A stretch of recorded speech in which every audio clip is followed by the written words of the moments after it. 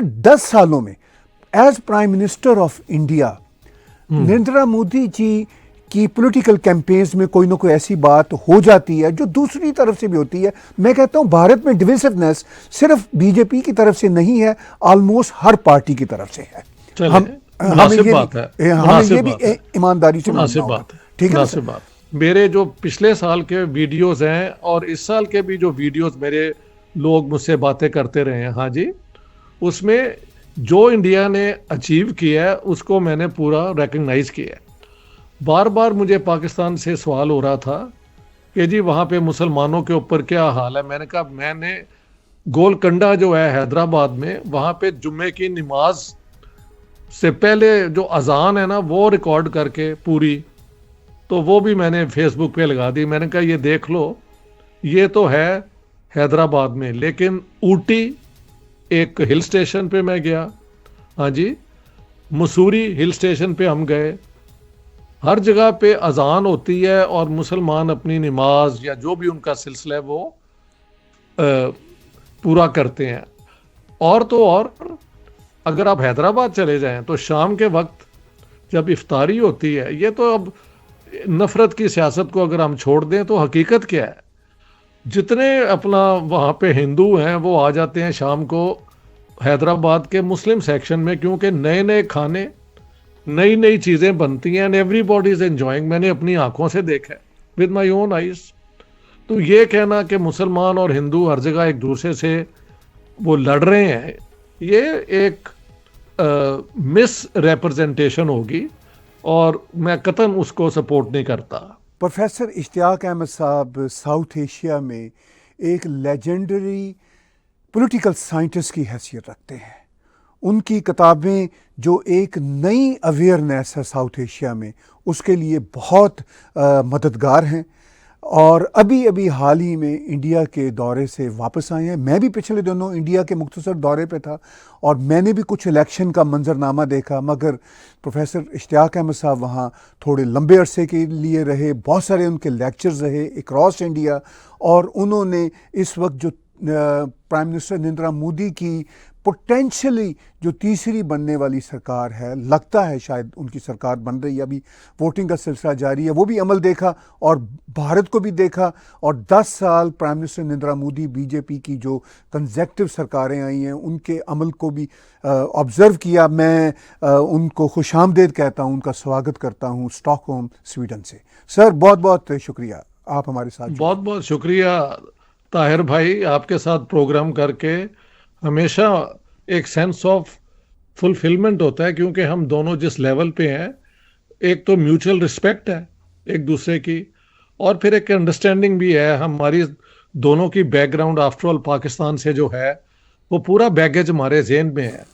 तो जब हम हिंदुस्तान को देखते हैं या दुनिया को देखते हैं तो हमारा अपना एक्सपीरियंस भी हमारे साथ चल रहा होता है। तो बहुत लेट्स होप आज जो डिस्कशन होगी वो कई चीज़ों को, जो एक कन्फ्यूजन लोग पैदा करते हैं, कोशिश होगी कि उसको कम किया जाए। कन्फ्यूजन के बगैर दुनिया चल नहीं सकती और कन्फ्यूजन करने वाले लोग दुनिया में कम नहीं है, लेकिन हमारा काम है कि उस कन्फ्यूजन में जो एक सच्चाई है एविडेंस बेस्ड, उसकी बात करें। हाँ, तो आप खुल के सवाल कीजिए और मैं अपने जवाब जो है आपको पूरे दूंगा। देखिए, वो एक आपने बात की कि कन्फ्यूजन कम करने वाले लोग कम हैं, वो मुझे ज़िया जलंधरी की गज़ल का एक मिसरा याद आ रहा था, मोहब्बत करने वाले कम ना होंगे।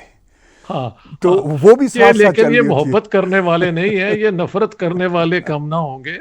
और शुक्र है हम तुम्हारी महफिल में ना होंगे, हम ना होंगे क्योंकि वैसे हकीकत तो यह है कि प्यार करने वालों की मेजॉरिटी है। ऐसा ही है सर।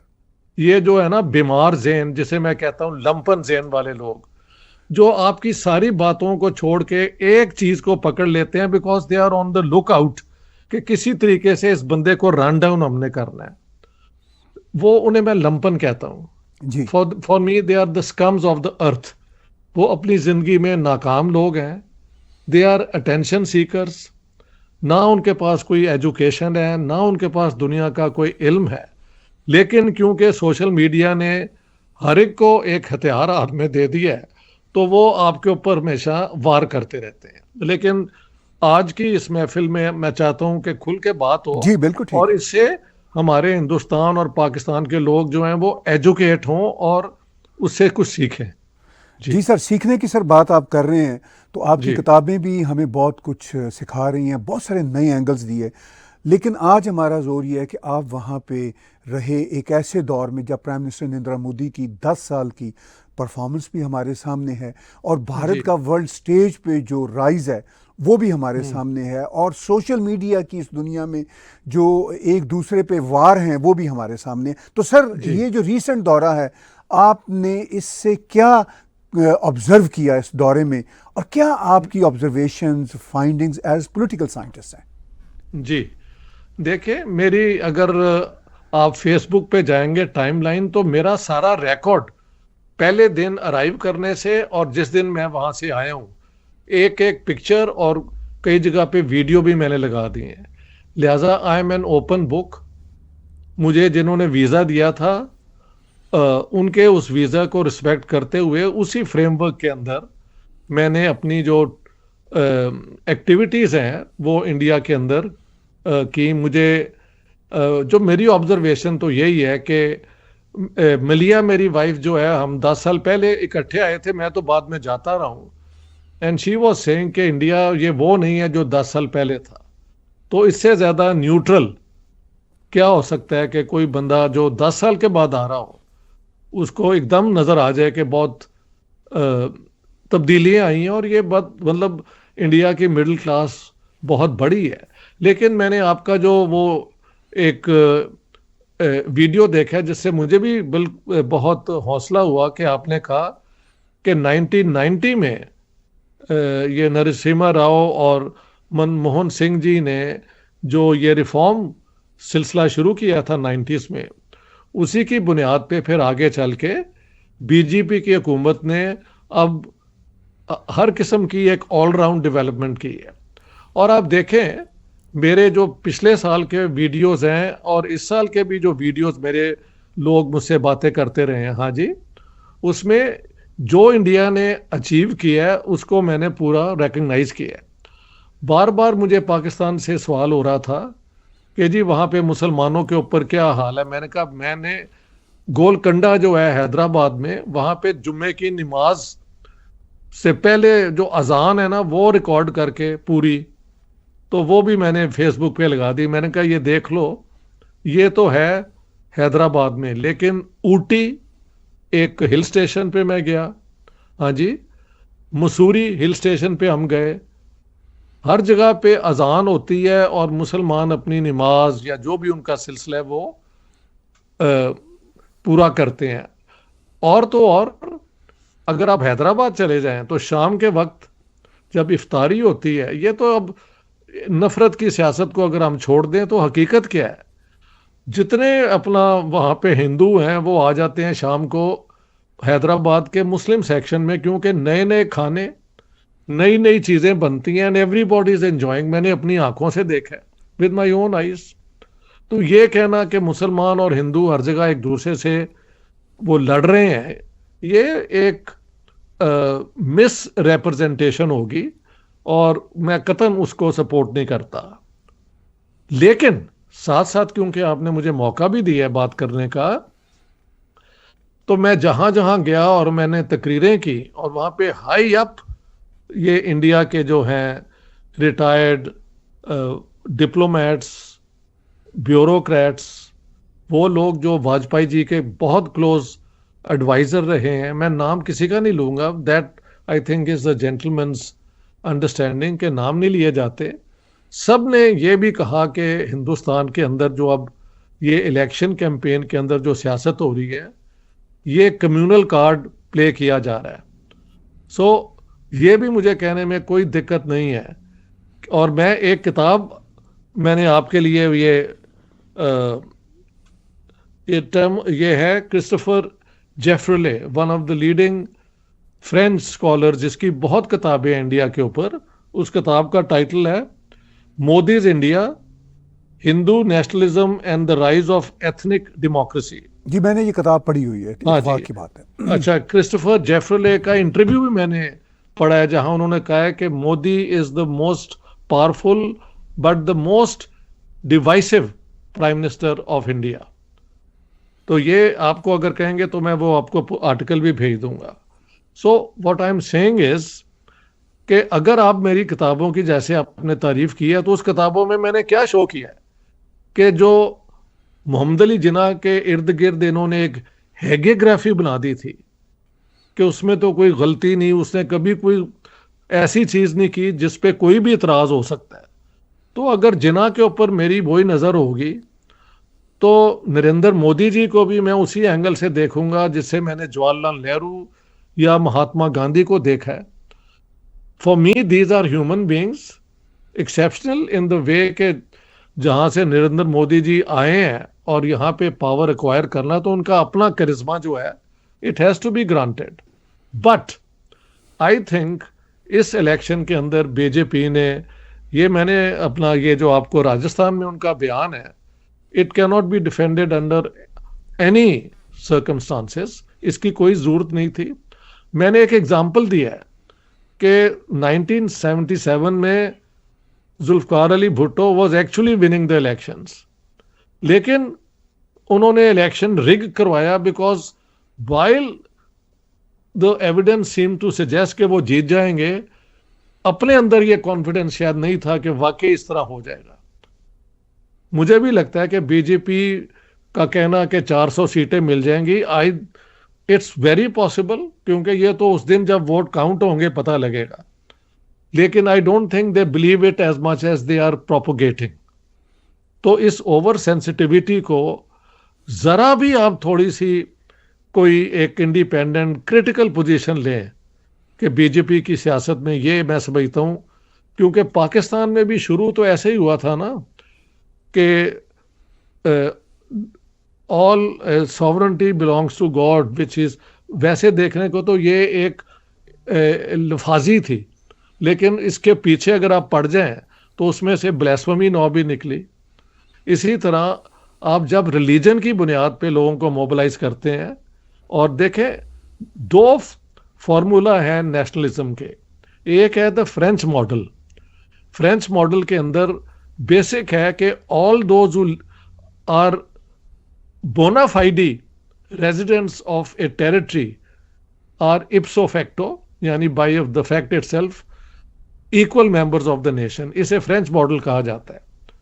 और दूसरा मॉडल है जर्मेनिक मॉडल, कि you are member of a nation because you have a certain race और रिलीजन और सेक्ट, जो भी आप एक कल्चरल मार्कर बना लें।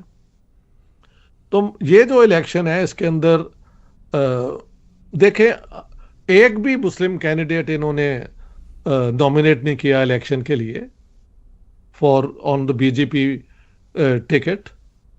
लेकिन ये बातें करने, ये मैं इलेक्शन की बात कर रहा हूं जी, जहां बीजेपी की फॉरेन पॉलिसी है। मुझसे क्वेश्चन किया गया कि जी जयशंकर जी ने कहा है कि अब टेररिस्टों को वो फ्रीडम नहीं होगी जो एक ज़माने में थी, हम उनको परसू करेंगे। तो मैंने कहा ये दिस मेक सेंस टू मी।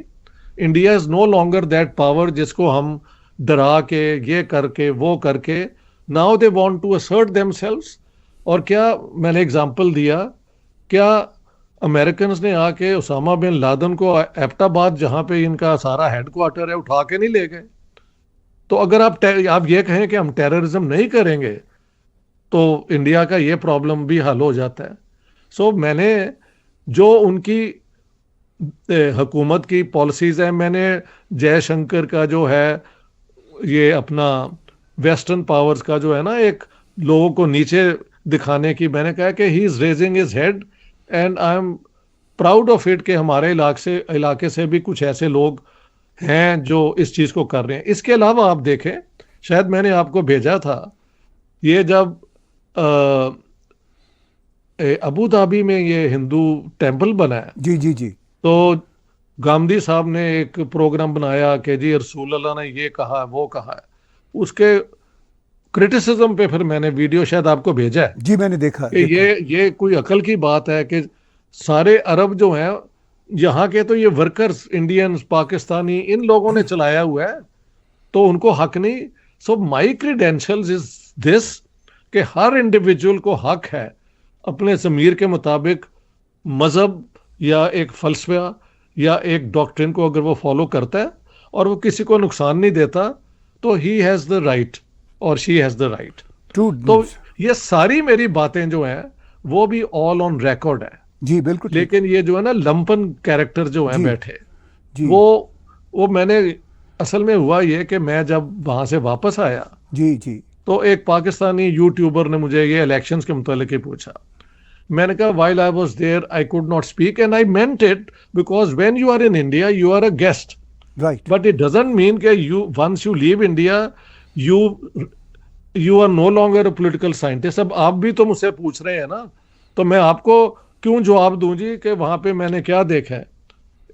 ये जस्टिफाइड नहीं कि वो मुझे पूछे, तो मैंने कहा भी इस तरह है, और मैंने उसने एग्जांपल दिया कि सुने मुसलमान लीडरों को अंदर दे रहे हैं। जी तो आपको मैं वीडियो भेज दूंगा। मैंने कहा जी ये भी गलत है, उनमें से कई बदमाश हैं जिनके क्रिमिनल केसेस हैं, तो ये कहना कि मुस्लिम लीडरों को अंदर। So I try to be as just as I always try to be. जी लेकिन ये है एक फाशिस्ट ज़हन होता है लोगों का कि हमारे लीडर पे या हमारी पॉलिटिकल पार्टी पे जरा भी तनकीद आपने की तो आप हमारे दुश्मन नंबर 1 हैं। मैं इस किस्म की सियासत को, इस किस्म की ज़हनियत पे लानत डालता हूं, जी मैं सब चाहे वो बिल्कुल आपकी पाकिस्तान में हो, जी जी चाहे वो यहाँ हो। तो आई एम नॉट अफ्रेड। जी सर। और मेरे खिलाफ एक बहुत बड़ा कि हम इसको वीज़ा कैसे दे दिया, तो यार वीज़ा अप्लाई किया था मैंने as a Swedish citizen, Indian government की मेहरबानी है, उन्होंने दे दिया। I kept the honour of that. और क्या मेरा मुंह बंद हो गया उसके बाद कि मैं एज अ पॉलिटिकल साइंटिस्ट अगर आपको बता रहा हूं कि मेरे ख्याल से क्या है, किसी और ने पूछ लिया है, तो इतना बड़ा case. These people our attention seekers, इनकी कोई वक़्त नहीं है, इनकी कोई पब्लिकेशन नहीं है, ये मुआशरे में रिजेक्टेड लोग हैं। जो हालांकि आपने खुद जिस तरह मेरी तारीफ की है, जी जी एंड यू मेंट इट, कि मेरी किताबों ने कितना ये सारी चीज़ों को क्लैरिफाई किया, और इसके लिए बड़ी हिम्मत चाहिए। You need integrity to do that. Right. तो मुझे बहुत खुशी है कि आप आज मुझसे बात कर रहे हैं, क्योंकि we are at the same level. जी सर बिल्कुल सर। मैं जी सर जो आपने बातें की मैं थोड़ा सा उनको आगे लेके चलता हूँ। बड़ी इंपॉर्टेंट बातें की। पहली जी मेरी ज़ाती गुजारिश ये है कि जो ये कमेंट्स लिखते हैं यूट्यूब पे आके और फेसबुक पे या ट्विटर पे, वो बेचारी आम जनता होती है और वो आपको पता है बड़ी पोलराइज्ड होती है। अमेरिका में ट्रंप के खिलाफ जो लोग हैं वो क्या कुछ नहीं लिख रहे, बिल्कुल बिल्कुल, गुड एग्जांपल, बाइडेन गुड के एग्जांपल। खिलाफ जो लिख रहे हैं वो क्या नहीं लिख रहे। तो सर उनकी तो आप जैसे पॉलिटिकल साइंटिस्ट को चिंता की जरूरत नहीं होनी चाहिए। आपकी जो राय है वो अपनी जगह पे अहम है। सर देखिए मैं आपको एक बात बड़ी इंपॉर्टेंट करने लगा हूँ। आपने क्रिस्टोफर का जिक्र किया, मैं इनको बड़े लंबे अरसे से फॉलो कर रहा हूँ, देख रहा हूँ, मैं इनसे एग्री नहीं करता। यकीन कीजिए आप इनसे कहीं, इस शख्स से कहीं बड़े राइटर हैं, इसलिए कि आपकी बहुत ही एकेडमिक अप्रोच होती है। क्रिस्टोफर की जब भी मैं किताब देखता हूं तो वो उसका सेट एजेंडा होता है, मुझे उसके एजेंडे से कोई झगड़ा नहीं है। नहीं, मैंने आपको एग्जांपल दिया, हाँ, एग्जांपल दिया मुझे कि लोग ये बात तो कर रहे हैं ना जी। लेकिन सर मैं जब आपकी किताबें पढ़ता हूँ ऑनेस्टली, तो किताबों में आप टोटली बैलेंस होते हैं, बिल्कुल एकेडमिक होता है आपका इतना बड़ा एकेडमिक, आपका कोई एजेंडा नजर नहीं आता आपकी किसी किताब में भी।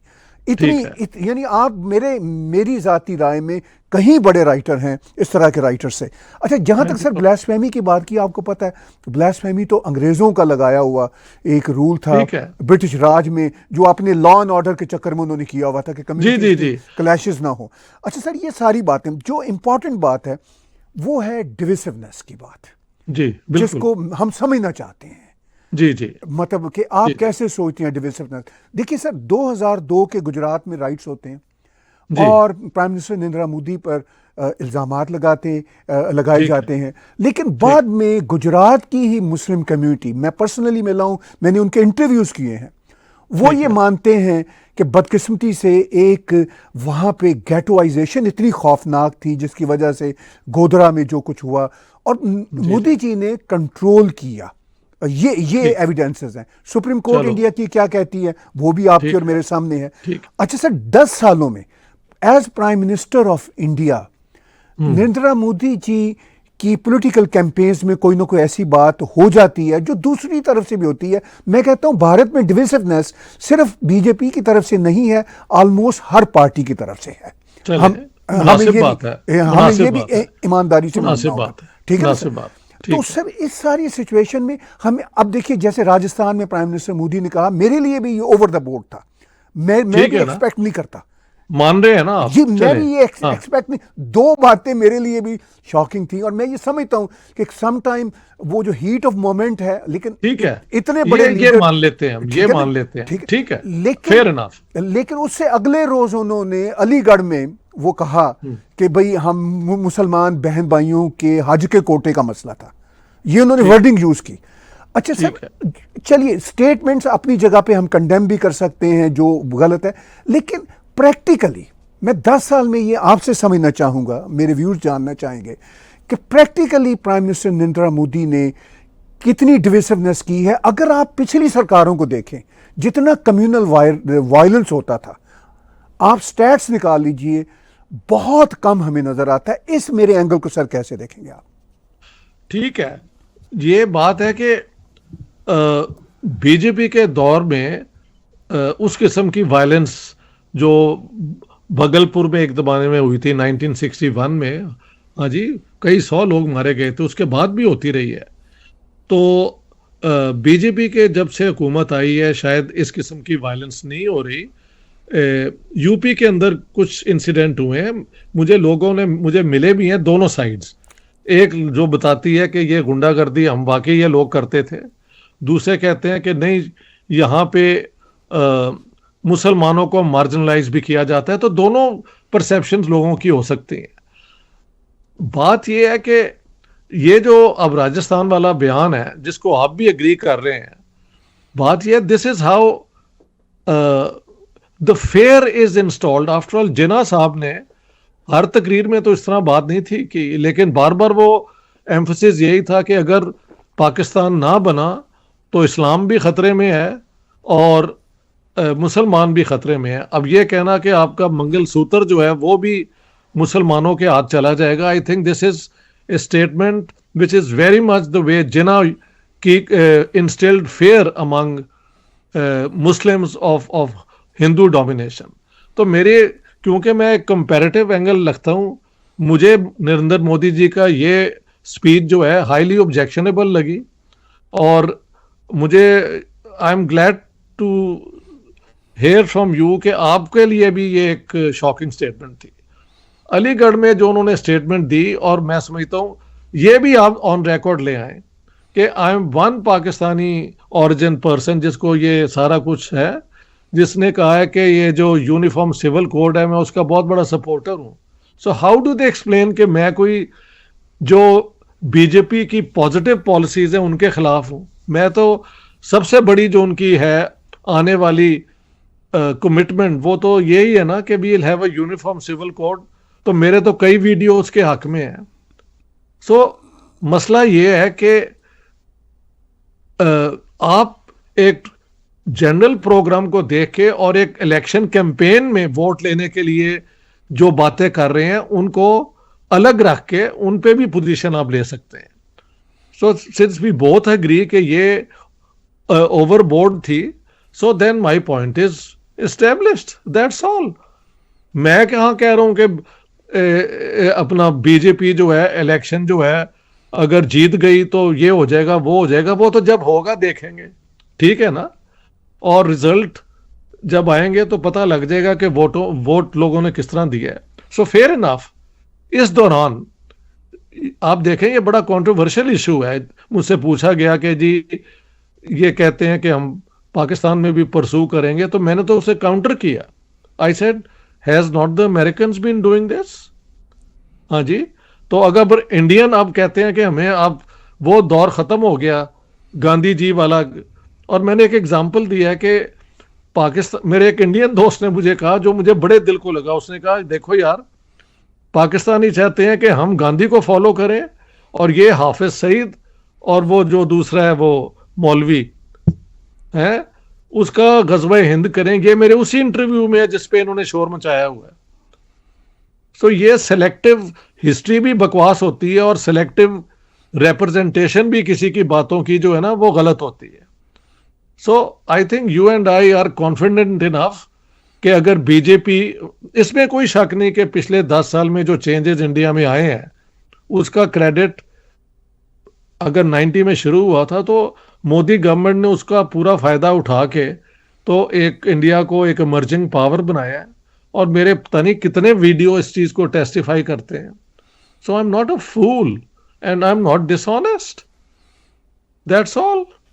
जी, आपने बड़ी अहम बात की कि बात यह है कि वो कुछ लोग जो सोशल मीडिया पे आके अपनी लाइलमी की वजह से या अपने इग्नोरेंस की वजह से बातें करते हैं तो वो मैटर मैं एक नहीं और कर... बात बताना चाहता जी हूँ। जी देखें, हिंदुस्तान के लोगों में 104 बिलियन लोग हैं ना, आप यकीन करें मुझे, साउथ इंडिया में एयरपोर्ट्स पे, स्ट्रीट्स के अंदर, रेस्टोरेंट्स के अंदर लोगों ने पहचान लिए जी और जो उनकी रस्म है आके वो घुटने को हाथ लगाना, ये वो, तो मुझे कौन यकीन दिला सकता है कि हिंदू सब पाकिस्तानियों को, मुसलमानों को हेट करते हैं? This is absolute trash. तो जो पाकिस्तान वालों को मैं कहता हूं कि ये बकवास कर रहे हो तुम, वो क्यों नहीं याद इन्हें रहता? और मैंने बार बार, ये मेरी सारी रिकॉर्ड जो है ना हर दिन का क्या क्या मैंने किया है वो मेरे फेसबुक पे आप जाके चेक कर लें। तो हिंदुस्तान के दोस्त लोगों के दिल में बहुत प्यार है, बहुत मोहब्बत है, बहुत जेनरोसिटी है। हमें इतने लोगों ने प्रेजेंट दिए कि it is embarrassing, we can't carry everything. तो I am not one who doesn't recognise the goodness of people. जी व्हाट आई डिप्लोर इज कि while so many people are good, a few evil people can create so much poison or hatred. ये मेरा दुख है।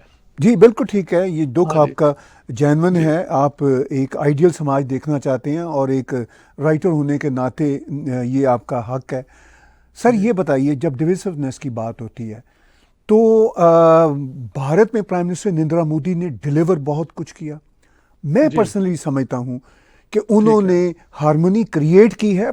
अब देखिए election campaign में कोई ना कोई ऐसी बात हो जाती है जिससे समटाइम मैं भी डिसएग्री करता हूँ, करना चाहिए अगर कोई ऐसी अच्छी बात है, ठीक है वरना ना? आप एजेंट बन जाएंगे, आपकी अपना जमीर है, जी बिल्कुल, आपने of course। पूरी जिंदगी गुजारी है तो आपने दुनिया देखी है। जी आप लेकिन तो हाँ जी, है बिल्कुल लेकिन ऐसे सर है। उसको समझते हुए कि चलिए ये थोड़ी ओवर द बोर्ड बात है, मगर मैं उनका जो एक टोटल जो उनका आउटलुक है, जो उनकी टोटल कंट्रीब्यूशन है, उसको डिनाई नहीं कर सकता। अब सर पाकिस्तान में जो लेफ्ट के कुछ लोग हैं, आपके और हमारे दोस्त, एक नहीं कई लिबरल्स जो जहन के हैं, हम भी लिबरल जहन के हैं, तो उनका ये ख्याल है कि भारत पाकिस्तान के नक्शे कदम पे नरेंद्र मोदी जी की क़यादत में चल रहा है और आगे भी चलेगा। मुझे इससे इत्तेफाक नहीं है।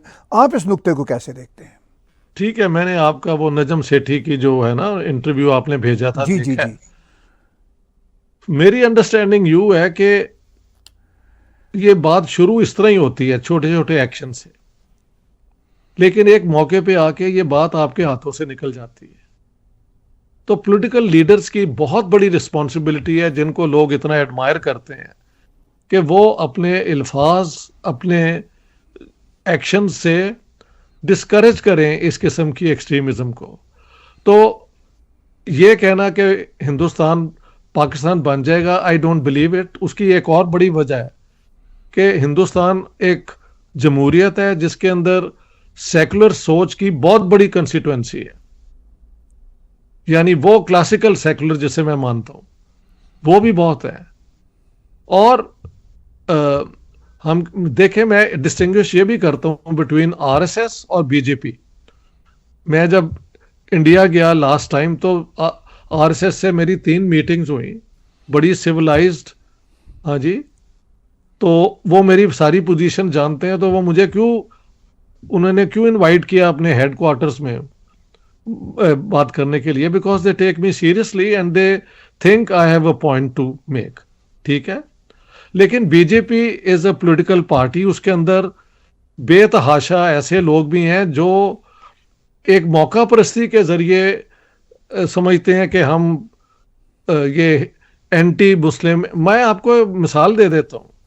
मैंने एक ज़माने में बात किया कि भाई देखें ये गंगा जमुना तहरीक जो तहजीब है तो ये तो मिलके लोगों ने बनाई थी। उन्होंने कहा नहीं जी, बिल्कुल मुसलमानों का इसमें कोई हिस्सा नहीं है और हमारा कभी कोई दोस्त मुसलमान नहीं हुआ। तो इस किस्म की जो कॉन्स्टिट्यूएंसी है ये कोई इतनी छोटी नहीं है। ये मेन स्ट्रीम है या नहीं है ये आई कांट से, लेकिन जो बेस बन गया हुआ है ना बीजेपी का, उसमें हेट्रेड वाला एलिमेंट जो है वो नियो फैशिस्ट टेंडेंसीज उसके अंदर है। अब ये नरेंद्र मोदी जी की हुकूमत का रिस्पॉन्सिबिलिटी होगी कि इस इलेक्शन के बाद उसको डिस्करेज करें और जो इंडियन कॉन्स्टिट्यूशन है उसके मुताबिक जो, क्योंकि मोदी जी ने पिछले दिनों कहा भी है कि even doctor Ambedkar can not change the constitution, which I thought was very, it gave me a lot of relief कि ही अंडरस्टैंड्स दैट। तो हो सकता है कि इलेक्शन के दौरान इस किस्म की बातें होती हों। इलेक्शन के बाद क्या पॉलिसीज बनेगी महल, उस पर ज्यादा हमारी नजर होनी चाहिए। लेकिन कैंपेन के दौरान भी जो बातें हो जाती हैं, यही मेरा डर है कि यही हुआ था ना 1945-46 इलेक्शन के दौरान। पाकिस्तान का नारा क्या, ला इलाहा इल्लल्लाह करने को तो इन्होंने मौलवियों को इस्तेमाल किया था, लेकिन मौलवी इनके सर पे ऐसे आके बैठे कि अब उन्होंने नाक रगड़वा दी है।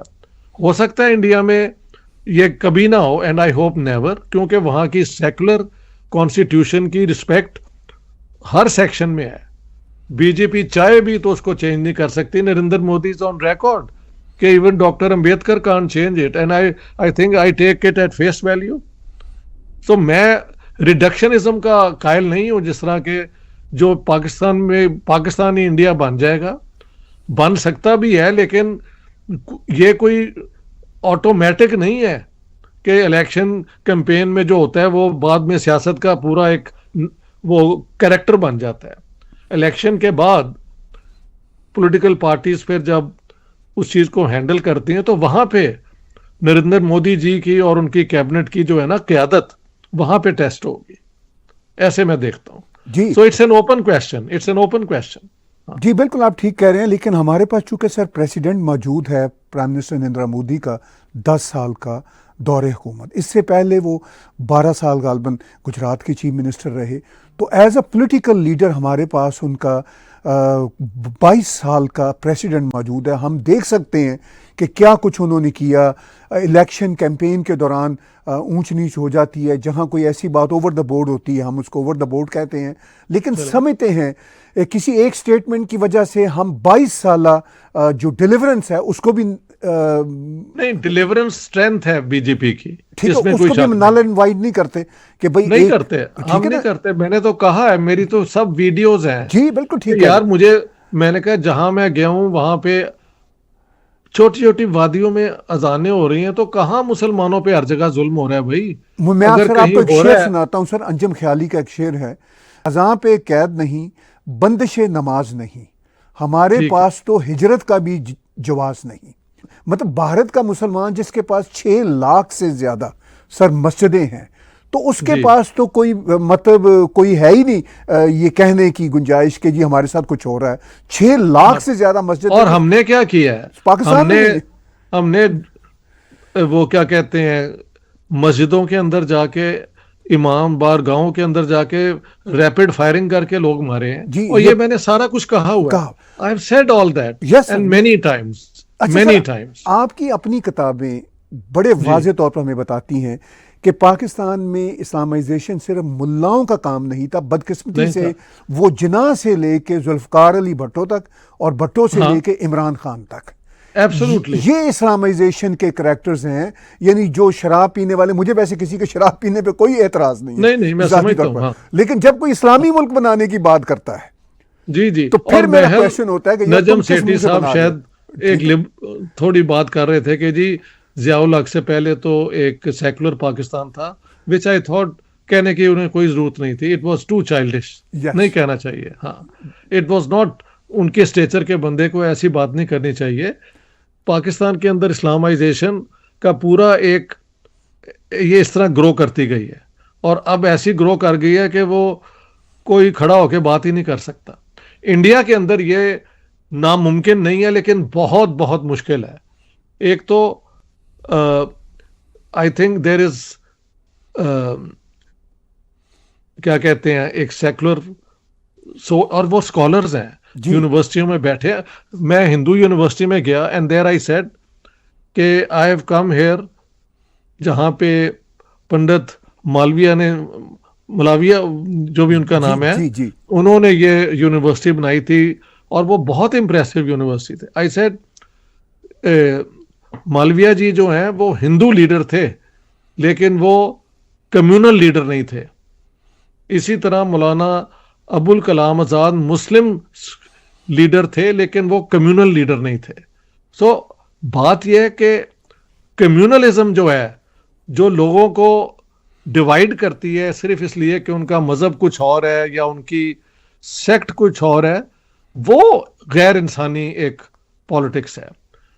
इलेक्शन के दौरान इस किस्म की बातें हो जाती हैं, चलो इसको भी हम मान लेते हैं, लेकिन इलेक्शन के बाद जो अब अगर बीजेपी जीतती है and probably that's what's going to happen, तो हम फिर देखेंगे कि डायरेक्शन जो सियासत का है under the leadership of Narendra Modi ji किस तरफ जाता है। So it's an open question. जी, आप ठीक कह रहे हैं। और मैं इसलिए इस बात को जोड़ रहा हूं कि 2 बार तो हम देख ही चुके हैं, हमारे पास कुछ एक मॉडल मौजूद है, ठीक जिसकी है, वजह से मैं एटलीस्ट होपफुल हूं कि 2 ठीक बार है। चूंकि सरकार आई, ये कोई जी ऐसा जी नहीं है कि पहली बार सरकार आएगी, कंजेक्टिव जी जो जी, बात दो हो रही दफा आई है, दो दफा दो आई है। दफा आई है। लेकिन ये भी मैं साथ में कहता जी जाऊं, जी अगर आपने मौका दिया है कि जी वो लोग जो वाजपेयी जी के एडवाइजर रहे हैं इस हद के लेवल के, वो भी कह रहे थे कि we are worried about the trends जो हैं। तो ये वही लोग हैं जो एक जमाने में बीजेपी के वो इनर कैबिनेट जिसे कहते हैं, जी जी किचन कैबिनेट, उसके हिस्से रहे हैं। तो I have to put it on record, क्योंकि आप ये मौका मुझे दे रहे हैं। जी जी ठीक है, तो बिल्कुल ठीक है। उन लोगों में भी ये एक खदशात हैं जी कि ये चीज जो है ना, अगर ये बढ़ती गई तो ये इंडिया को बहुत नुकसान पहुंचाएगी। As a friend of India want to convey to the BJP, restrain yourself, win the elections in a clean manner, और फिर लोगों की सर्विस करें। बाकी सब लोग भूल जाएंगे जब आप लोगों को सर्व करेंगे, बाकी सब दुख एक साइड पे रह जाएंगे। So that's how we should look at it. जी क्यों जी?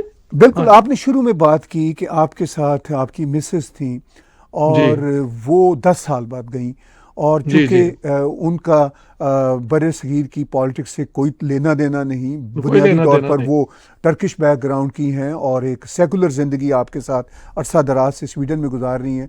तो जब वो कहती हैं, भाभी जब कहती हैं कि मुझे 10 साल में चेंज नज़र आई, तो बहुत बड़ी चेंज। उन्होंने किस हवाले से महसूस किया चेंज को? वो जो देखे ना, हम गुड़गांव में ठहरे हुए थे, वहां से हम कुछ दोस्तों को मिलने गए। वो ऑन बोथ साइड्स इतनी ज्यादा आईटी की वो जी ऑफिसेज, ये वो, और तो और फैल फैल के कहाँ से कहाँ पहुंच गई हैं उनकी। हाँ जी, बेंगलोर के अंदर आप जहां भी जाएं, इंडिया में एक जमाने में एक और किस्म की पॉवर्टी होती थी, वो अब नजर नहीं आती अभी भी। जी ठीक कह रहे थ्री हैं, मेरी हंड्रेड भी यही मिलियन पीपल आर ऑब्जर्वेशन है। पुअर नो जी डाउट, लेकिन जो वो थी ना एक एब्जेक्ट पॉवर्टी, या वो वैसे नजर नहीं आती। ठीक कह रहे हैं, मेरी भी एग्जैक्टली यही ऑब्जर्वेशन है। एक बड़ी इंटरेस्टिंग बात मैं सुन के आया हूं जो आपसे शेयर करना चाहता हूं। जी जी वो है कि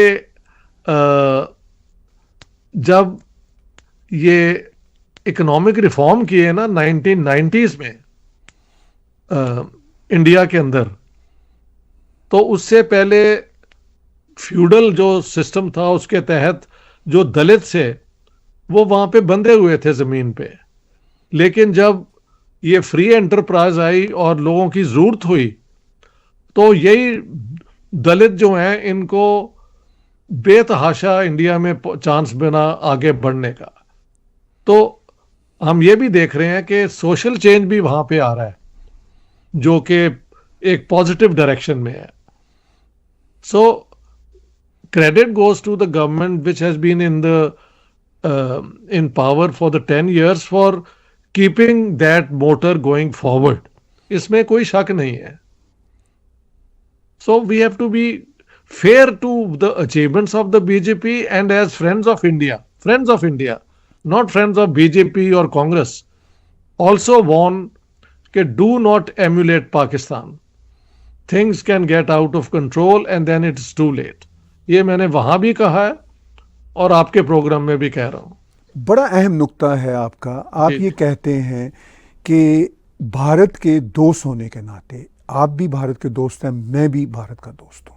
जी. भारत मेरी सिविलाइजेशन भी है और शायद आप भी इस तरह सोचते हो, मुझे नहीं मालूम, लेकिन मैं तो मेरी सिविलाइजेशन वो है जिसमें इंसान के साथ प्यार किया जाए, उसके दुख को कम किया जाए. जी, जो बुद्धा ने कहा था ना, बुद्धा ने, जी. हम सरनाथ भी गए थे, सरनाथ. जी जी ये बनारस से कोई 50 महल किलोमीटर है या शायद इससे कम है. तो वहां बुद्धा ने सबसे पहले 5 जो अपने डिसाइपल किए, उनको सिखाया कि सिर्फ मेडिटेशन नहीं, go out and serve the people. Right. तो ये वहां से उसके बाद हम देखते हैं भक्ति movement I later on. Guru Nanak की टीचिंग्स हैं, जी जी बुल्ले शाह की टीचिंग्स हैं. तो ये सारी जो विरसा है इस सोसाइटी के अंदर, जी वो ऑर्थोडॉक्सी की जो नैरो होती है फ्रेमवर्क, उससे बाहर निकलने की एक जुस्तजू है लोगों के अंदर. तो मैं उसको अपनी सिविलाइजेशन मानता हूं. जो सिविलाइजेशन हायरार्की पैदा करे, हुक्म ऊपर से नीचे को दे, वो भी सिविलाइजेशन होती है, but that's not my civilisation. My civilisation is where people are equal and are treated with dignity. That's all. जी बिल्कुल ठीक कहते हैं. जब मैं सर कहता हूं कि मेरा भारतीय सिविलाइजेशन से ताल्लुक है, मैं फ़ख्र के साथ कहता हूं, तो उसकी वजह ही यही है कि सनातनी सिविलाइजेशन से मुझे मोहब्बत का पैगाम मिलता है. इश्तियाक साहब, जब मैं ऑनेस्टली यहाँ मंदिरों में जाता हूँ, टोरंटो के मंदिरों में जाता हूँ, मुझे कोई एहसास नहीं होता कि कोई मेरे ऊपर कोई इम्पोज कर रहा है. मुझे यही एहसास होता है कि एक कनेक्टिविटी है नेचर के साथ मेरी.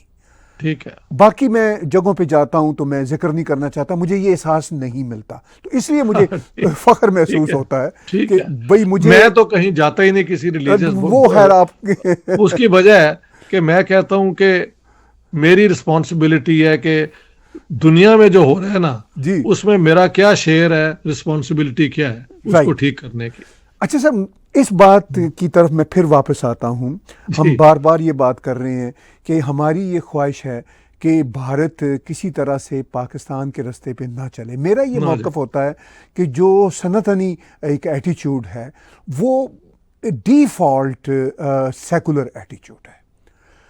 ये आई वुड क्वेश्चन इट. जी, मैं आपकी राय ले लेना चाहता हूं. क्वालिफाइड जी, मेरी अंडरस्टैंडिंग है, ये जो आप सनातनी सिविलाइजेशन कह रहे हैं, जी जी, इसके अंदर प्लूरलिज्म की बहुत कैपेसिटी है जी, लेकिन इसके अंदर because of the caste system which is entrenched, और आपके आज बात करने से पहले मैंने सारा प्रिंट करके रख लिया जी जी, जो लेटेस्ट स्कॉलरशिप, ये 2000 साल से वो जो है ना हायरार्किकल ऑर्डर, वो भी कायम है जी. तो इसमें मुझे इक्वालिटी नजर नहीं आती. इक्वालिटी जो है ना वो ये डिसेंटिंग, यानी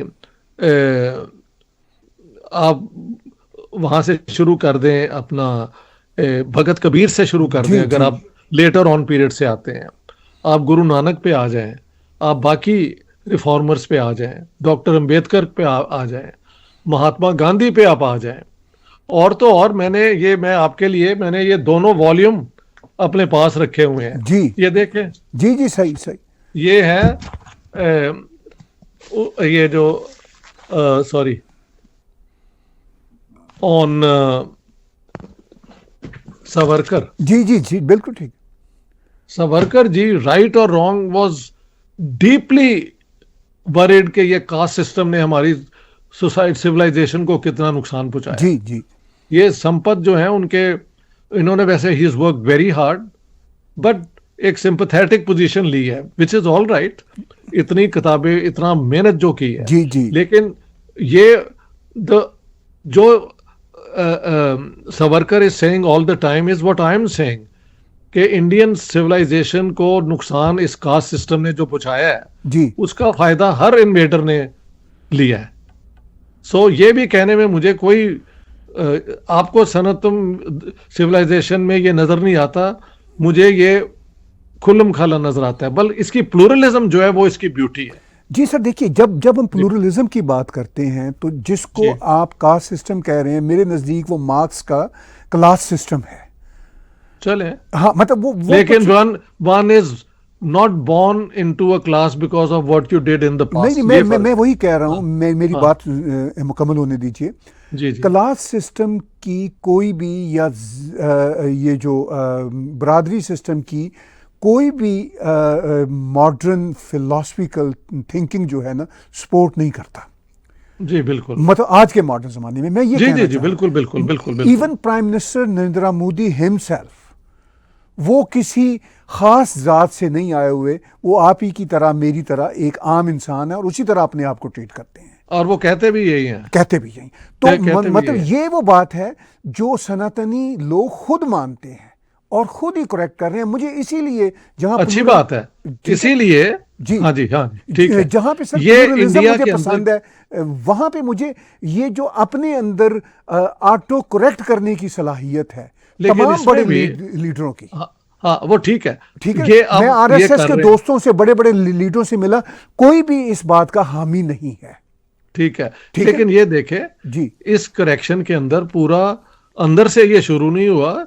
ये राजा राम मोहन रॉय जी, और फिर ब्राह्मो समाज, आर्य समाज, उनकी बहुत खिदमात हैं। जी, आपको मैं एग्जांपल देता हूँ।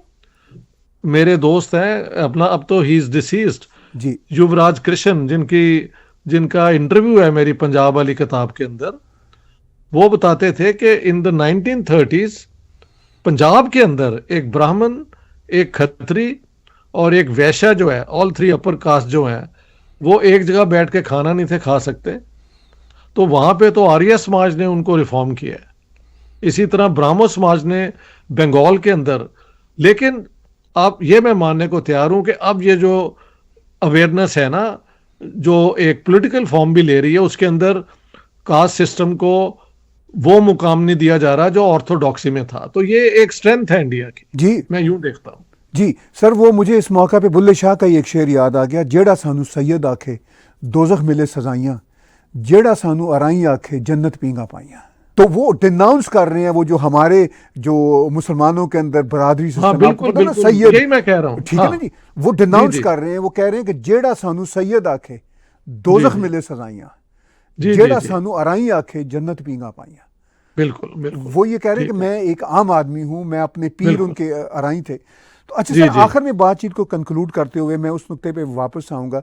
यानी वो जो एक खदशा नजर आता है कि भारत कहीं पाकिस्तान के रास्ते पे ना चले। आपने एक बड़ी अच्छी बात की, आपने कहा इस बात का इम्कान बहुत कम है, मगर ये हो भी सकता है, हो भी सकता है। ठीक है। हाँ। लेकिन मेरा सर ये कहना है कि इस बात के होने का इम्कान भी ना होने के बराबर इसलिए है कि जो जेस्चर है खुद सनातनी धर्म का, खुद भारत के डेमोक्रेटिक इंस्टीट्यूशंस का और स्ट्रॉन्ग इंस्टीट्यूशंस का। सर, जी भारत जी में इंस्टीट्यूशन ये हम मानेंगे कि स्ट्रॉन्ग हैं सारे के सारे, उनके स्ट्रॉन्ग होने की वजह से फिर जो भारत सर इस वक्त दुनिया की तरक्की में पैरेलल चल रहा है, ठीक है। इस सारी सूरत हाल में वो जो बहुत मिनिमम इम्कान है खराबी का, उसको भी हम क्यों इतना उससे फियरफुल होते हैं? इस पे कंक्लूड कीजिए बात। नहीं, मैं फेयरफुल बिल्कुल नहीं होता, वरिड होता हूं। जी, क्योंकि देखें, इसकी मिसाल हम यूं ले लें कि यूरोप के अंदर जो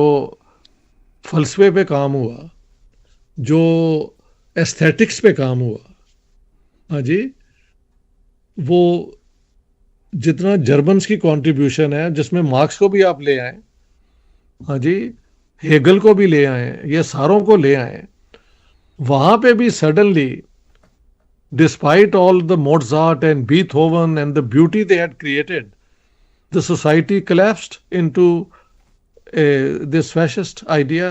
So no society is forever guaranteed. It is only the political leadership and open society willing to listen to good advice, जो दोस्त देते हैं कि यार ये प्लीज मत करो, ये करोगे तो नुकसान होगा।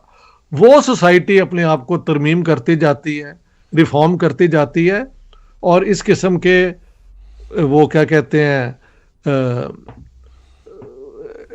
सिचुएशन में नहीं पड़ती। जो जो ओपन सोसाइटी होगी जिसमें क्रिटिसिज्म भी वेलकम होगी, हाँ जी, वो सोसाइटी तरक्की करेगी। सो इसके ऊपर हम मेहल अग्री कर सकते हैं कि चाहे ये फेयर बड़ा है, चांस छोटा है या बड़ा है, this has to be identified. और इलेक्शन के बाद बीजेपी शुड इंश्योर कि ये चीज जो है अंडर कंट्रोल आए। अगर वो कर लेंगे तो हम फिर बैठ के तारीफ ही उनकी कर रहे होंगे, हमें उनके खिलाफ बोलने की क्या जरूरत है? What do I gain out of it? Nothing. Fair But enough. जी जी बिल्कुल, this is how things are. जी जी जी फेयर इनफ। ठीक है। मैं बहुत शुक्रगुजार हूँ सर, आज आपने वक्त दिया और बड़े सेंसिटिव इश्यूज़ पे खुल के अपनी राय का इजहार एज यूजुअल किया, और हमने अच्छी ब्रेन स्टॉर्मिंग की अपनी कन्वर्सेशन के दौरान। बिल्कुल और सही। आने वाले दिनों में हम बातचीत सर करते रहेंगे। और मैं सर आप ही की मौजूदगी में अपने व्यूअर्स को भी मशवरा देना चाहता हूँ, जो आपकी बातों से सम टाइम डिसएग्री भी हो जाते हैं। मैं उनसे कहना चाहता हूँ कि बिल्कुल ज़रूर डिसएग्री होइए आप प्रोफेसर इश्तियाक साहब की किताबों को पढ़ने के बाद। वो पढ़ते पढ़ी कोई नहीं यार। ठीक है ना, चूंकि प्रोफेसर इश्तियाक साहब की जो ओपिनियंस उनकी किताबों में है, चाहे वो पंजाब पार्टीशन की किताब हो, चाहे जना की किताब हो, चाहे दीगर किताबें हो, गैरिसन स्टेट, हाँ, उनको पढ़ने के बाद आपको प्रोफेसर इश्तियाक अहमद साहब इन टोटलिटी नजर आएंगे। ये जो पॉलिटिकल कमेंटेटरी होती है सर, जो आप और मैं करते हैं या कहीं इधर उधर हम बातचीत कर लेते हैं, ये बहुत मोमेंटरीली बातें होती है। और इसमें हमसे भी गलती हो सकती है। मसलन मैंने ये कह दिया, जी, let me put it on record अपने उसमें, कि वाकई जब ये राम मंदिर बना और प्राइम मिनिस्टर मोदी जो लेट गए, तो I think he was doing it to catch the Hindu vote. मेरे दोस्तों ने मुझे कहा कि ये आपकी गलती है, हिंदुओं के अंदर भी ये, मेरा ख्याल था सिर्फ प्रीस्ट करता है ये चीजें। जी, आई हैड नो आइडिया कि इंडिविजुअल भी लेट जाते हैं और ये करते हैं, मैंने कभी देखा नहीं था। So it was done in a matter of lack of knowledge. जी, आई डिडंट मीन इट। जी, मेरे, क्योंकि मैंने आज तक जो भी देखे हैं फिल्में, आपने भी देखी होंगी जी, तो वो लोग जो हैं वो घंटी बजाते हैं, लेकिन जो प्रीस्ट हैं वही सारी चीजें दे रहे हैं, ये कर रहे हैं। तो मेरा ख्याल था कि this was like for the election purposes. उसमें भी मेरे खिलाफ बहुत बोले कि ये है, ये हिंदू हेटर है। नहीं, वो आप रिएक्शन ही ना हुआ करें, वो तो लोग तो अपनी बात करेंगे ना। लेकिन ये आपकी बड़ाई है कि आप ये कह रहे हैं कि चूंकि आपको अंदाजा नहीं था इस बात का। मुझे नहीं था, ऑनेस्टली नहीं था, वरना मुझे समझ आ जाती। मैं सर खुद अयोध्या गया, मैं राम जी के दर पे गया, मैंने उनको बाकायदा माथा टेका। मैं अपनी बात कर रहा हूँ, मैं नॉन रिलीजियस आदमी हूँ। मैं ये काम गुरुद्वारे में जाऊंगा तब भी करूंगा, सिनागॉग में जाऊंगा तब भी करूंगा। अगर कोई नॉन रिलीजियस, आपकी कैथोलिसिज्म है ये आपकी, कि you accept all forms of spiritualism. Absolute. मैं सर मतलब बिलीफ जो होते हैं उनकी भी मैं रिस्पेक्ट करता हूं, चाहे मैं उस पर बिलीव करूं या ना करूं।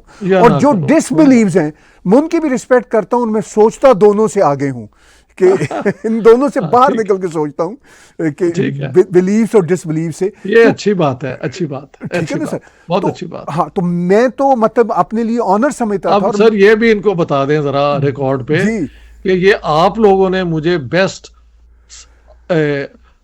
नॉन फिक्शन ऑथर का अवार्ड दिया। एब्सोल्युटली सर, वो इसमें कोई शक वाली बात नहीं। किताबों की वजह से है, कोई दोस्ती की वजह से नहीं। जो सर आपको अवार्ड हमने देने की जिसारत की, वो हमने अपने अवार्ड का कद बढ़ाने की कोशिश की है। बड़ी मेहरबानी कि एक ऐसी हस्ती को अवार्ड दें जिससे हमारे अवार्ड की वक़्त में इजाफा हो। इसमें नहीं, इसमें आपको हम नहीं सराह रहे, असल में हम अपने अवार्ड की वैल्यू बना रहे हैं। ट्रूली आपकी जो बुक्स हैं सर, वो इतनी आर्टिकुलेट है, इतनी बढ़िया है। जो कुछ बातें कमेंट्री आप करते हैं, मैं करता हूं, आप मेरे से डिसएग्री कर सकते हैं, मैं आपसे डिसएग्री कर सकता हूं, लेकिन बुनियादी चीज़ है रिस्पेक्ट और अंडरस्टैंडिंग। अगर हम एक दूसरे को अंडरस्टैंड नहीं करते, रिस्पेक्ट नहीं करते, तो क्या फ़ायदा। मैं अपने व्यूअर्स को भी सर कहता हूं कि मेरी सारी बातें कोई ज़रूरी नहीं कि आपको टच करें, लेकिन मैं आपकी रिस्पेक्ट करूंगा, भले से आप मेरी रिस्पेक्ट ना करें, लेकिन मेरी पोजीशन वही रहेगी 19-20 के फर्क के साथ हाँ ठीक है, ठीक है। जो चली वी आर आ ऑल रही है। ह्यूमन बीइंग्स, वी आर जी, ऑल ह्यूमन ठीक बीइंग्स। है। हाँ हाँ। जो जहां कहीं थोड़ी बहुत गलती होगी, हम जैसे आज आपने रिकॉग्नाइज किया, आपकी बड़ाई है, जी जी। मैं आपको हाँ सैल्यूट करता हूँ इस बात पे। हाँ, मुझे नहीं था पता ठीक है ना जी। ऑनेस्टली। तो हाँ मैं हाँ। तो जब राम जी के दर पे गया तो मैंने तो खुल के कहा कि मुझे राम जी ने बुलाया है तो मैं उनके दर पे गया हूं। मैं तो ठीक, ऐसा महसूस करता हूं। ठीक है, चले लेकिन ठीक अगर है। हाँ आप या कोई दूसरा मुख्तलिफ महसूस करेगा, मैं उसकी भी इज्जत करूंगा। हाँ, ठीक है। और ठीक, यही मेरा जो है ना सनातनी जो रवैया है, ठीक है। वो वो मुझे ये ऑनेस्टली सर, मैं आज अपनी अंडरटेकिंग देता हूँ। मैं इवन जब पाकिस्तान में रहता था तो मेरा ये एटीट्यूड क्यों था, क्योंकि मैं हिंदुइज्म से अपने आप को जुड़ा हुआ महसूस करता था और हिंदुइज्म मुझे यही सिखाता था और आज भी चले, यही सिखाता है। आपको अच्छा सिखाया उसने, बड़ी अच्छी बात है, खुशी की बात है। तो बहुत बहुत शुक्रगुजार हैं सर, ये इस तरह की हम बिला तकल्लुफ बातें करते रहेंगे। बिल्कुल सही है। और thank you so much, I am deeply grateful to you कि आज आपने ये इतना खुला डिस्कशन की है। इसका बहुत फायदा होगा, जी, क्योंकि आपको बहुत दुनिया देखती है, इससे कई चीजें क्लैरिफाई हो जाएंगी। नहीं नहीं thank you sir, so much. Definitely होगी, चूंकि बुनियादी तौर पर आप भी वैसा ही अच्छा चाहते हैं, वैसा ही सोचते हैं एग्जैक्टली जिस तरह अक्सरियत भारतीयों की सोचती है और करना बिल्कुल। चाहती है। और मैं tell you, even in Pakistan अगर उन बेचारों को समझाया जाए, उनको भी समझ आ जाए आ कि जाती ये है। सब धोखा दे रहे हैं, सब धोखा दे रहे हैं। बिल्कुल हाँ, बिल्कुल। अगर हम अमन में रहें, एक दूसरे के साथ कोऑपरेट करें, तो सबका फायदा है। जी ये बिल्कुल कौन सी बुरी बात है? हाँ बिल्कुल जी, बिल्कुल। बिल्कुल। ठीक है सर, बहुत बहुत शुक्रिया, बहुत बहुत शुक्रगुजार बहुत हैं। मेहरबानी, thank you so thank you much. Very much.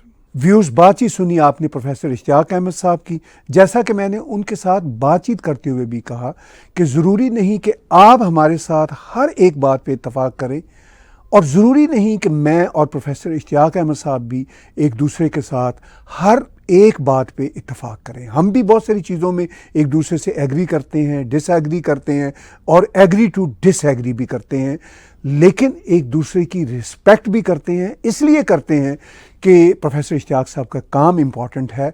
जब कभी कमेंट्री आती है, कमेंट्स आपके आते हैं, तो प्रोफेसर साहब भी मेरी तरह अब बूढ़े हैं तो एक्शन और रिएक्शन भी हो जाता है, मगर दिल से जो एनालिसिस होता है वो प्रोफेसर साहब करते हैं। मैं भी जैसा कि कई चीज़ों में उनसे इत्तेफाक नहीं करता, कई चीज़ों पे वो भी मुझसे इत्तेफाक नहीं करते, मगर हम एक दूसरे की बेपनाह रिस्पेक्ट करते हैं। इसी तरह व्यूज़, मैं भी आपकी सारी बातों से, सारे कमेंट से बेपनाह रिस्पेक्टफुल हूँ और उम्मीद करता हूँ कि आप भी रिस्पेक्टफुल होंगे।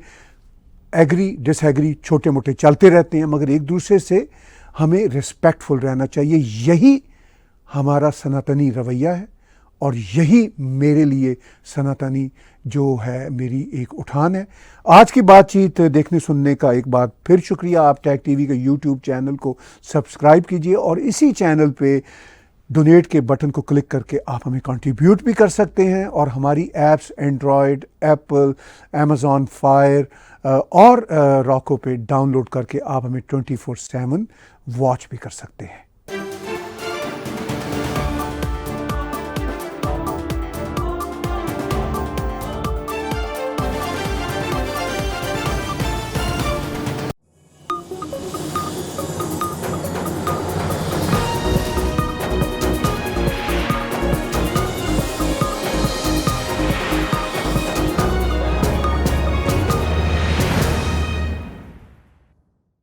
Subscribe Tag TV YouTube channel and press the notification button.